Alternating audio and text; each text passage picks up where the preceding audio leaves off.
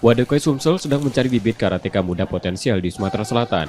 Wadokai Sumsel akan menurunkan tim pencari bakat khusus untuk memantau karateka di sejumlah wilayah selain lewat kejuaraan. Karateka muda potensial ini akan dibina serius dan dipersiapkan menghadapi kejuaraan daerah maupun nasional.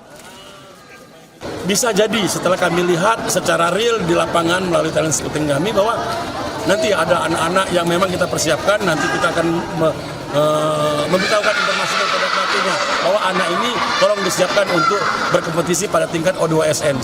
Ya, alhamdulillah kami berkaca pada beberapa tahun belakangan bahwa Wadokai Sumatera Selatan ini dalam tingkatan O2SN sudah cukup kompetitif dan nanti kita terlihat bahwa mereka sudah kompetitif pada tingkat provinsi lalu ke tingkat nasional.